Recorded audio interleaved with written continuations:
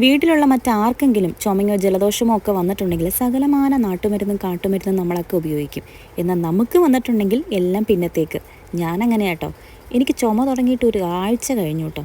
പനിയും ക്ഷീണവും കാര്യങ്ങളൊക്കെ മാറിയെങ്കിലും ചുമ മാത്രം എന്നെ വിട്ടങ്ങ് പോകാനങ്ങ് തയ്യാറാകുന്നില്ല.